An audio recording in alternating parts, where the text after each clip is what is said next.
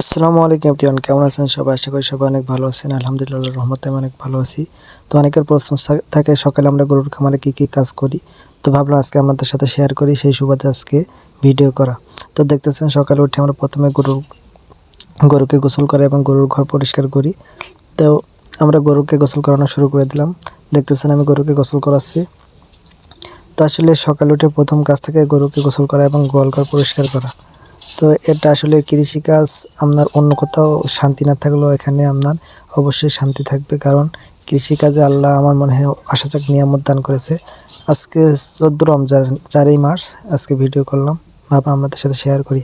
তো যে কথা বলতেছিলাম, আপনি যে ব্যবসায় করেন না কেন, প্রত্যেক ব্যবসার মধ্যে কিন্তু টেনশন কাজ করে, কিন্তু কৃষিকাজ আল্লাহ এমনভাবে সৃষ্টি করছে, সেখানে কিন্তু আমরা দিন শেষে মানসিক শান্তি পাবেন। তো দেখতেছেন আমি গরুকে গোসল করাচ্ছি। আসলে কৃষিকাজ এতটা সহজ না যতটা আমরা ভাবি। আসলে এর মধ্যে ঢুকলেই বোঝা যায় কতটা কষ্ট। তো সকালে উঠে আমি কাজ করতেছি, গরুকে গোসল করাচ্ছি। তো প্রত্যেক কাজের মধ্যে কিন্তু আপনি শান্তি না খুঁজে পেলে সে কাজ করে মজা পাবেন না। এজন্য কাজকে এমনভাবে সাজানো উচিত যাতে আমরা দিন শেষে শান্তি খুঁজে পাই এবং কাজকে অনেক সহজ করে ফেলতে পারি। তো দেখতেছেন আমি গরুকে সুন্দর করে গার্ডওয়ালে গোসল করাই দিতেছি। তো আসলে এটা প্রত্যেক দিনের কাজ, একদিনে কিন্তু আজকে করলাম কাজ কালকে করবো বিষয়টা এমন না।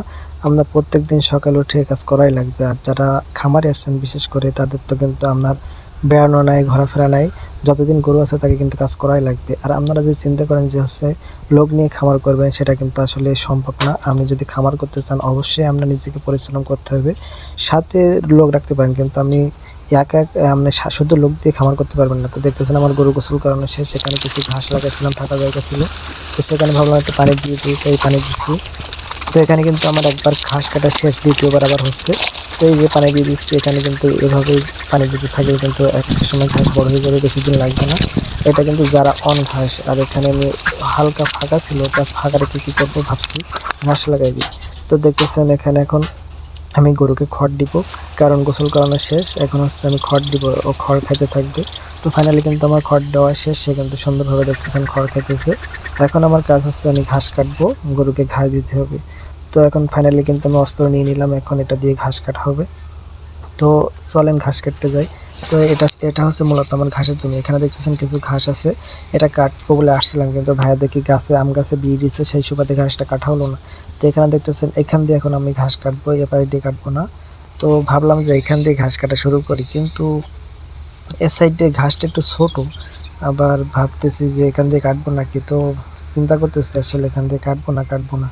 তো ফাইনালি একবার মনে করতেছি নিয়ে কাটি, এখান দিয়ে শুরু করি, কিন্তু আবার মনে হচ্ছে না, এখান দিয়ে থাক। তো চিন্তা ভাবনা করার পর দিয়ে এখান দিয়ে আবার উঠে চলে আসলাম, ভাবছি যে উপায় দিয়ে কাটবো। তো ফাইনালি এর পাশে চলে আসলাম, আর মাশাআল্লাহ দেখতেছেন আম গাছে কী পরিমাণে এবার মুকুল আসছে, আশা করি অনেক আম হবে। তো দেখতেছেন এখান দিয়ে আমি ঘাস কাটা শুরু করলাম। তো আপনারা যদি গরু ফার্ম করেন, ছাগলের ফার্ম করেন, আসলে ঘাসের বিকল্প কিছু নেই। ঘাস ছাড়া আসলে গরু পালন, ছাগল পালন সম্ভব না। আপনার যে যাই বলুক না কেন, আপনি যদি খাবার খরচ কমাইতে না পারেন, আসলে এখান দিয়ে লাভ করা সম্ভব না। আর বর্তমান যে পরিস্থিতি পড়ছে, আসলে আহামরি গরুর খামারে আপনার খামার করে লাভ নেই, কিন্তু আপনি দিন শেষে কী পাবেন, মানসিক শান্তি পাবেন। তো দেখতেছেন এখানে আমি ঘাস কাটতেছি। তো আপনারা যারা নতুন করে খামার শুরু করতে চান, অবশ্যই আগে ঘাস চাষ করবেন। ঘাস ছাড়া আসলে গরু পালন করা সম্ভব না, কারণ গরুর প্রধান খাবারই হচ্ছে ঘাস। ঘাস ছাড়া আপনি গরু পালন করতে পারবেন না, এক কথায় বলতে গেলে। এই জন্য বারবার এক কথাই বলি, আপনারা খামার শুরু করতে গেলে অবশ্যই ঘাস চাষ করবেন। তো দেখতেছেন আমার কিন্তু ফাইনালি ঘাস কাটা শেষ, এখন ঘাস নিয়ে কিন্তু বাসায় যেয়ে কেটে ওকে দিব। তো দেখতেছেন আমি ঘাস নিয়ে অলরেডি চলে এসেছি। তো এই পরিমাণ একটা গরুকে যেহেতু আমি ঘাস দিই, এই পরিমাণ ঘাস হলেই যথেষ্ট। তো এখন আমি গরু ঘাস কাটার জন্য আমি নিয়ে আসলাম অস্ত্র। তো দেখতেছেন এখন আমি ঘাস কাটবো। তো দেখতে দেখতে কিন্তু আমার ঘাস কাটা শেষ, এখন ঘাস কাটা শুরু করলাম। তো আসলে কাজ ছাড়া গরুর খামারে কিন্তু কাজ থাকবেই, আপনার কাজ ছাড়া সম্ভব না। কাজ পরিশ্রম লাগবেই আপনার, আর আসলে পরিশ্রম ছাড়া কোথাও সফলতা অর্জন করা যায় না, এটা আমি বিশ্বাস করি। তো আপনার বিপরীতে অনেক লোক থাকবে, অনেকে অনেক কথা বলবে, আমারও অনেকে অনেক কথা বলে, কিন্তু আমি আসলে কারোর কথা কান দেই না, আমার কাজ আমি মনোযোগ সহকারে করতে থাকি। তো দেখতেছেন আমি কিন্তু ফাইনালি ঘাস কাটতেছি, আর এখানে কাটার কারণে এখানটা মানে গাছের ছায়া আছে, ও বাসার ভিতরে নিয়ে গেলে হয়তো অনেক গরম লাগবে, তো এখান দিয়ে কাজ শেষ করার চেষ্টা করলাম। তো দেখতেছেন আমার কিন্তু ঘাস কাটা কিন্তু শেষ পর্যায়ে একরকম। তো আপনি খামার করতে গেলে পরিশ্রম করাই লাগবে, এটা আমি নিশ্চিত থাকেন। আর অন্যান্য পেশায় থাকলে তো বিষয়টা অন্যরকম, কিন্তু খামার যদি করতে চান আপনার 100% আপনার নিজের পরিশ্রম করা লাগবে। নিজের পরিশ্রম না করলে এখান দিয়ে লাভ করা সম্ভব না। তো দেখতেছেন আমি ঘাস কাটতেছি, আর আমি ওই যে প্রবাদ আছে একটা যে গরুর মুখে দিলে ঘাস দুধ পাবেন 12 মাস। আসলে বিষয়টা 100% সত্যি। আপনি গরুর মুখে যদি ঘাস দিতে পারেন আপনি অবশ্যই দুধ পাবেন। তো দেখতেছেন আমার ঘাস কাটা কিন্তু শেষ পর্যায়ে। তো এভাবে প্রতিনিয়ত আমাদের সকালে উঠে কাজ শুরু হয়ে যায়। আর এখন যেহেতু রোজার দিন একটু কষ্ট একটু বেশি হয়, কিন্তু আসলে করার নাই। গরু যেহেতু পালছি অবশ্যই তো তার খাওয়া দাওয়া লাগবে। আপনি না খেয়ে থাকতে পারবেন, কিন্তু পশু পাখি কিন্তু আপনার ঠিকমতো খাবার দেওয়াই লাগবে। তো দেখতেছেন আমার ঘাস কিন্তু এখন কাটা শেষ। এখন আমি গরুকে এইটা নিয়ে যাচ্ছি, অস্ত্রটা। এখন গরুকে দানাদার খাবার দিব। তো অনেকের প্রশ্ন থাকে আমি গরুকে কী দানাদার খাবার দিই। তো এখানে আছে সয়াবিন খৈল আছে, গমের ভুসি আছে, ভুট্টার গুঁড়া আছে এবং কুড়া আছে, ধানের যে কুড়া আছে এটা আছে। তো এইটাই মূলত আমি খাবার দিই। অনেকের সাথে আমার খাবার হয়তো মিলবে না, কারণ আমি যেহেতু ঘাস নিয়ে আমার সমস্যা হয় না।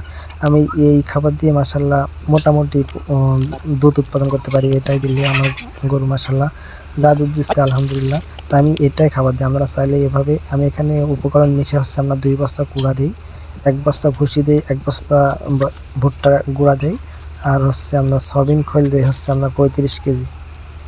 তো এটাই হচ্ছে আমার মূলত গরুর খাবার।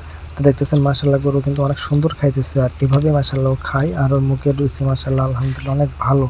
তো দেখতেছেন আমি কিন্তু আরেকটা বাচ্চা আছে, এই বাচ্চার মাসও কিনছিলাম 50,000 টাকা দিয়ে, কিন্তু দুর্ভাগ্যক্রমে বাচ্চাটা মা মারা গেছিলো। আর এটা দেখতেছেন আমার এই কালো গরুর বাচ্চা। তো এই 3টা গরুই আমার এখন মূলত আছে। তো দেখতেছেন আলহামদুলিল্লাহ গরু অনেক ভালো খাইতেছে দানাদার খাবার। অনেকে বলতে পারেন দানাদার খাবার আমি শুকনা দিই কেন, আসলে এটাই শুকনা দিই, মানে মাখো করে দেয়। আর সাইডে দেখতেছেন পানি আছে, এই পানি দিই। আসলে এভাবে দেওয়া উত্তম, কারণ পানির সাথে দিলে হচ্ছে দানাদার খাবারটা নষ্ট করবে, এভাবে দিলে নষ্ট করে না। তো আপনারা চাইলে এভাবে দানাদার খাবার দিতে পারেন। এভাবেই কিন্তু খাবার দেওয়া আমি মনে করি উত্তম, কিন্তু অনেকে দেয় পানির সাথে। আমি আগে দিতাম, কিন্তু এখন আর দিই না, কারণ ওভাবে দিলে খাবারটা নষ্ট করে।